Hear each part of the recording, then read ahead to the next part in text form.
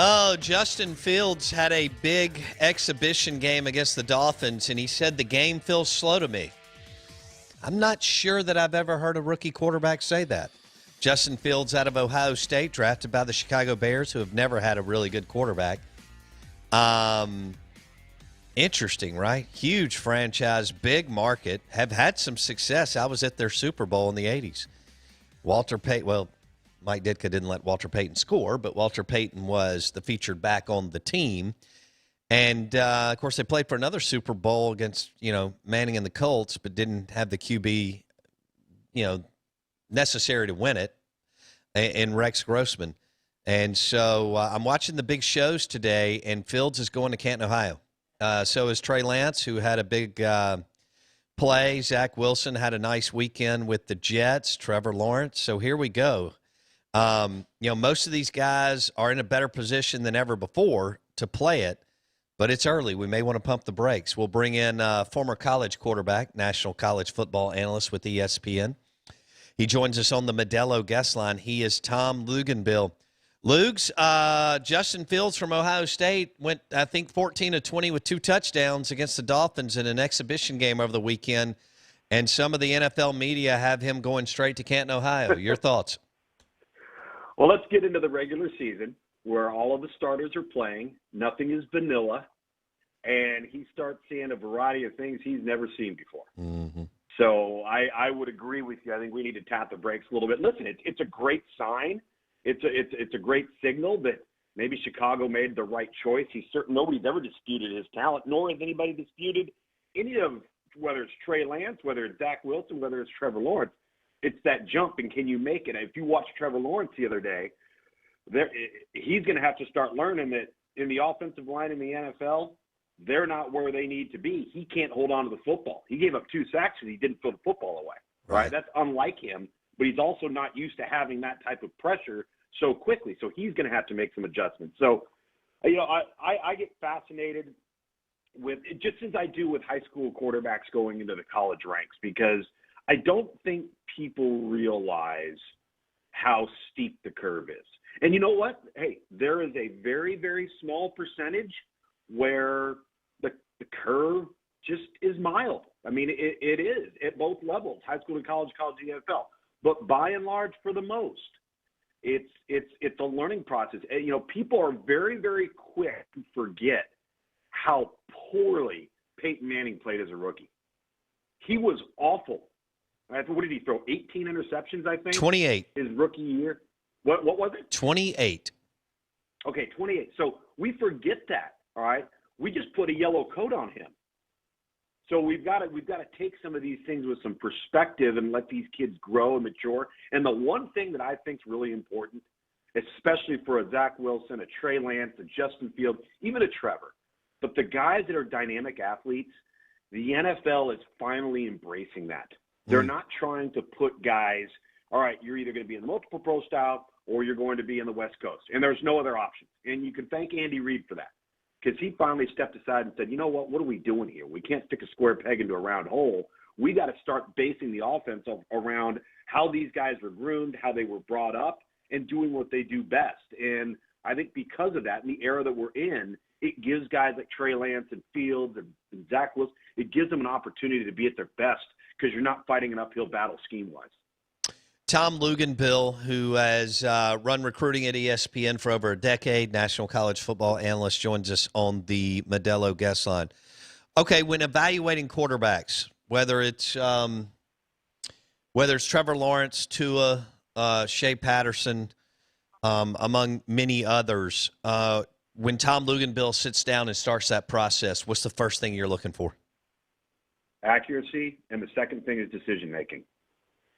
Those 2 areas are probably the most critical areas. Now, we can get into competitive temperament, we can get into mental toughness. Obviously, those 2 are really, really important. But it doesn't matter how strong your arm is, how fast you can run, how tall you are, how strong you are. If you're not accurate and you make poor decisions with the football, you will fail. In fact, you'll get moved to another position. And so sometimes at the high school level, the accuracy part of it can be fairly identifiable if you start to peel back the layers and really go through the tape. The decision-making part for the high school kid can be a bit more difficult because now we're in this era of the shotgun and the spread offense and bubble screens and, the quarterback's clapping, he's lifting his leg, and then he stops, he looks to the sideline, and the coach gives him the call of where to go with the football. So how many decisions is he actually making? What is on his plate, both pre-snap and post-snap, and how quickly he's able to process that information. So that's a little bit more difficult to identify, in my opinion. And I think that if you're a guy like Jimbo Fisher that puts a lot on the quarterback's plate, when you're recruiting quarterbacks at the high school level, it's probably the number one thing Jimbo Fisher is inquiring about from that high school coach. What is this guy capable of handling? Can he process? What's his football IQ? How can he run the offense? Does he understand protections? Does he understand how to get out of a bad play and into a good play? A variety of different things. But it ultimately comes down to those two areas. It comes down to accuracy and decision-making. All right. When you and we did like 20 interviews with you on Shea Patterson. And if you remember that. And look, sure. Shea was a great high school. I was not in the camp. Right. I was not in that camp. Yeah. You weren't. And what was interesting is the conversations you had, you were very, you gave the young man a lot of props on the air, right? And you're not in the position, you don't want to just hammer these kids coming out. You don't want to blast a 17-year-old. No, and you don't want to do it until you see some things on film, a year or two of college ball, whatever. But I remember off the air, you're like, Bo, I think he's peaked. You kept saying, I think he's plateaued. Is he good? Yes. But I think he has hit his ceiling 10th, 11th grade, right? I remember you. So if what do you think it was, Tom? Was it just that was it? He was kind of physically limited. He was really accurate at the high school level, and everything that he had going kind of that 10th and 11th grade year just couldn't translate at the next level. What do you think? Well, yeah, I don't think anybody who really watched and studied him would have told you, oh, this guy's an elite physical talent. He wasn't. He was a good physical talent with adequate to good arm strength, not elite. He wasn't 6'2", 6'3". You don't have to be anymore. But when you looked at him and you looked at his body, you could tell, and I'll give you a few other guys that were exactly like this. Jake Fromm, Sam Ellinger, both of them like this. J.T. Daniels at Georgia. When you looked at them as 17-year-old kids and you fast forward to when they're 21, they're the exact same height, the exact same weight. There's no difference to them. There's no upside to develop and take it to the next level. All right, so you take a Zach Wilson, who's like 185 pounds when he arrived at BYU. You take a Trevor Lawrence, who was, 6'6", but he weighed about 190 pounds coming out. He's close to 225 now. You see body transformations and things of that nature. And with Shea, that just wasn't – you knew what you see is what you get, which, listen, that can be fine. That can be – if the guy makes good decisions, he's accurate with the football, then you're probably going to have a competent player under center. But that's different than looking at a guy and saying, well, okay, this guy, now I'm starting to look 3 years down the road and say, okay, what could this guy be? Where has this – and the other thing that you asked too, especially at the high school level now, Bo, is have these guys been working with a private quarterback coach? All right, sometimes that can be a detriment. If you spend all your time doing nothing but drills and just overdoing it on the training of being a quarterback, then you're going to tap yourself out. Sometimes you look at these guys and you say, wow, this guy hasn't even worked with anybody yet. Wait till he gets on a college campus and they start digging in and diving into him and he starts to learn and understand. And all of a sudden that maturity rate and that growth and that upside comes a little bit later because he hasn't been worked with yet. So it's a funny position, Bo. It's one of the most difficult positions to project at any level. There are so many variables that go into it, including being in the right place at the right time. Right. All right. And if you walk, like I'll give a prime example. You and I have talked about this before.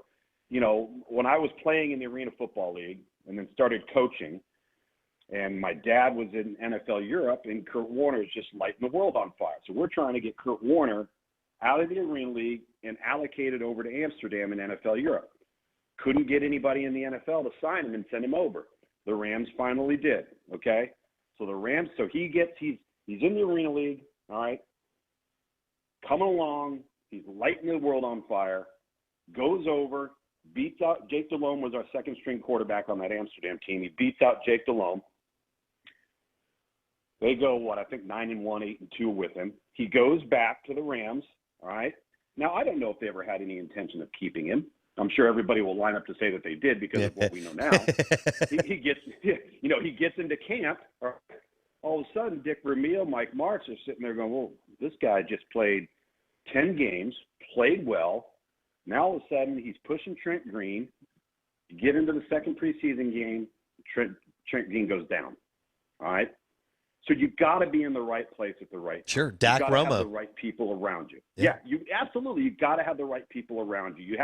Sometimes the stars just have to align, and they don't always do that for everybody. You know what? Life's not fair. Right. But sometimes when it does happen, it's magic. All right, let's go to Tua. Tom Luginbill on the Modelo guest line. You mentioned processing information. And now that at the NFL, it's literally in a matter of just a couple of seconds. If he doesn't make it, I mean, there is a lot of chatter out there that he just may not be the guy, Tom, to start in the NFL. If he doesn't make it, will it be because he just can't process information fast enough? That's a good question. I would like to think no. In fact, to me, he's shown enough flashes. He's so instinctive. That's the thing. He's instinctive, and he just kind of has a feel for the position. Now, is that always going to translate? Because he is instinctive at Alabama, and he would take risks with the football, but Alabama's so much better than everybody else that they'd get away with it, right? Well, you're not going to do that at the NFL level. You're not going to throw a ball up for grabs. You're not going to throw a ball across your body back against the grain. You're just not going to get away with it. So I think processing information is not an issue with Tua. Decisions on the fly could be, where you're just taking too many risks with the ball. Now, if you would have asked me this question 2 years ago, and we may have already talked about it, and said, well, if he doesn't pan out, why will it be? I would have told you injury, because the guy's hurt all the time.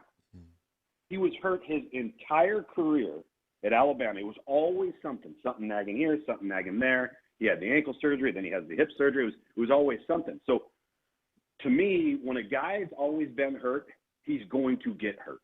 That's just for whatever reason. It's in his physical makeup. It's in his fibers.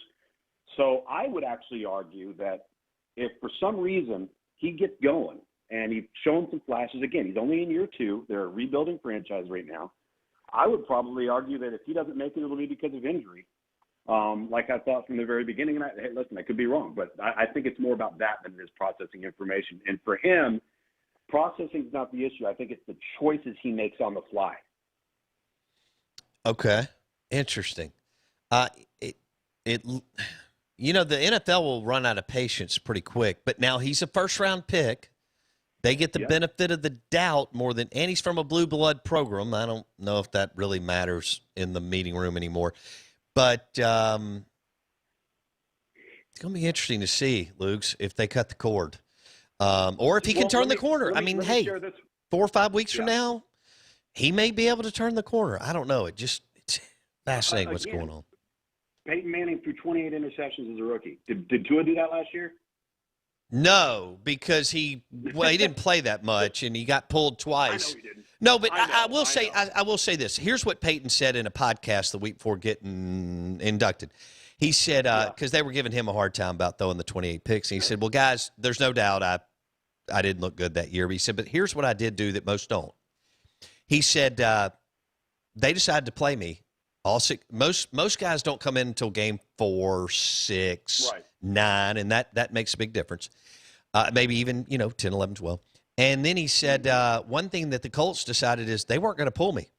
So on Sunday afternoons when I was getting crushed and had 3 picks, I went right back out there. And I thought Right. that, but now he said this, Luke's, and as someone who started at Georgia Tech, understands that position, he said, at the time it was miserable, but all those reps and staying in the game and playing all those snaps my first year helped me turn it around in year 2. Couldn't agree more. And he's right, because there's experience from standing on the sideline and holding a clipboard, and there's experience from actually playing, even if it's not going well. All right, those are 2 entirely different things. And he had the benefit of the latter, which was really important. I think with Tua, and it's interesting because you asked about like processing and decision making, and I said this on your show. And listen. Mac Jones may be just fine in the NFL. He may be ready to roll, super smart, prepares, love all that stuff. But do you remember last December when I was telling you about, because everybody was going off about his statistics and his completion percentage was 77% or whatever it was on the year. Sure. And I had shared with you when we were doing some film study that Sark had come up with what I call pre-snap RPOs. And every time Devontae Smith was in motion and they would run something that put him in motion, there was a decision that was made based off the rotation of the defense, because he was such an influence.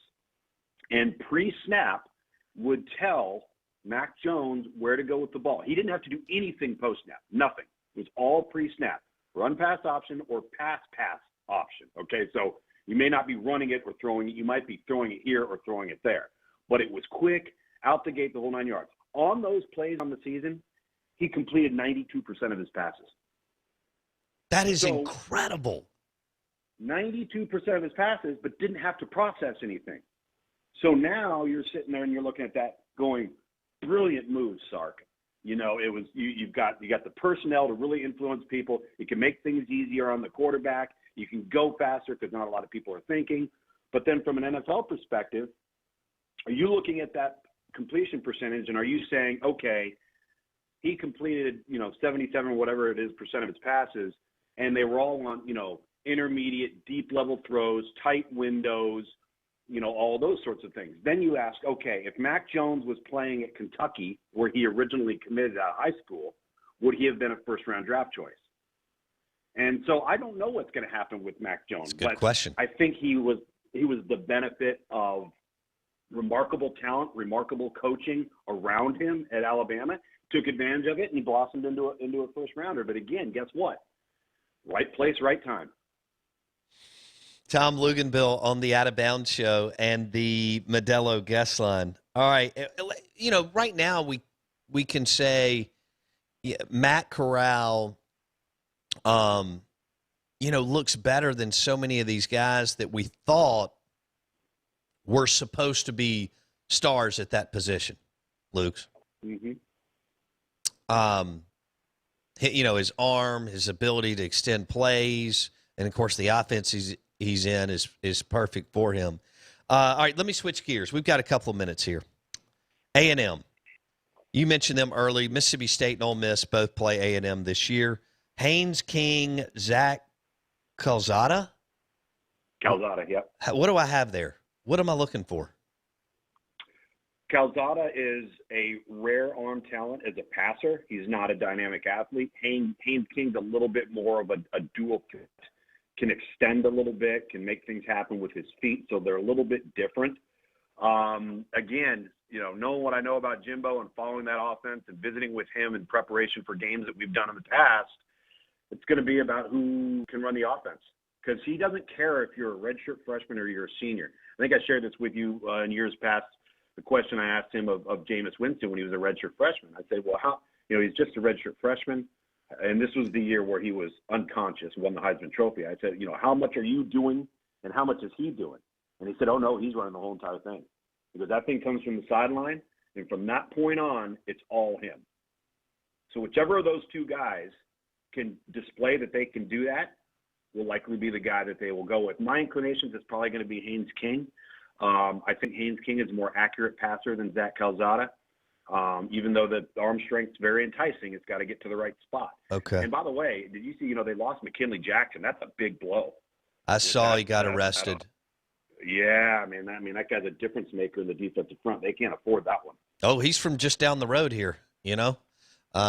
Yeah, Jimbo came in the state of Mississippi and grabbed the number one player in the state. So yeah, we're more than familiar. All right, would you agree that there's a big drop off? That there's Matt Corral and then a big drop off between the next guy, whoever, whether it's JT or whoever in the conference, in the SEC. Yeah, from a talent perspective, as far as physical tools, yeah, because like I said, JT Daniels is what he is. Now you're going to have Max Johnson, who's a pure pocket guy at LSU. Not to say Miles Brennan was any more dynamic, he wasn't, but Alabama, with that little guy, I'm going to be interested to see how he holds up. Okay, kind of like Tua. Yeah, like Tua, but he's much more frail than Tua was. Like Tua was short, but he wasn't small. No, he was kind of stocky. Bryce is short and small. Yeah. Okay. Yeah, Bryce is short and small. And so that'll be interesting. And the other thing, too, with Bryce is I'm going to be interested to see if he can make plays into tight windows because he didn't have to do that in high school. They were so much better than everybody else at Mater Dei that he didn't have to make a lot of contested or challenged throws, and he's going to have to now. And in many instances, he's going to have to make some of them from the pocket. So that's going to be fun to watch. But, yeah, I think to answer your question, and you know me, I'm a Matt Corral guy. I think outside of Spencer Rattler, anybody who's talking about any quarterback, including Sam Howell, including DJ, are glossing over Matt Corral for some reason, and I don't know why. I don't either. But I think he'll erase – Heisman odds. How about this? I saw Heisman odds come out yesterday, and they had C.J. Stroud on the list and not Matt Corral. What?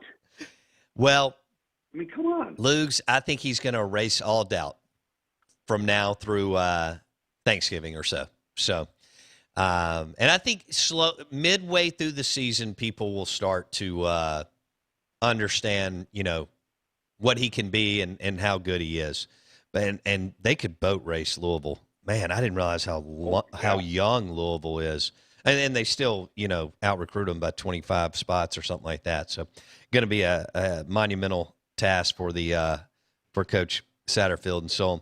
All right, buddy. Were you breaking down film all weekend? I mean, what's going on? We got like 30 seconds left. Yeah, well, so what I've been doing is I've been looking at my crypto wallet, and with all of this inflation, I've got confetti and balloons dropping down in my ceiling. So I've been fired up, dude. I mean, come on. No, yeah, I've been getting into a lot. I'm starting to get into Oklahoma Tulane. That's going to be my opener on ABC at noon. That Labor Day weekend Saturday. So oh, God bless Tulane. And they have a super head coach, but goodness gracious. He's really good. Really good. Wow. All right, bud. Have a good week. All right, man. Talk soon. Tom Luginbill, National College Football Analyst, ESPN, joining us on the Modelo guest line. Good morning. Welcome in. The show is brought to you by RPT and Rick's Pro Truck. Spray and bed liners, lift kits, tires, and wheels. The new RPT, Gluckstadt, Madison County. An RPT commercial. Highway 80, right there by Muskelly Furniture. Back in a second, hour number 3. Coming up.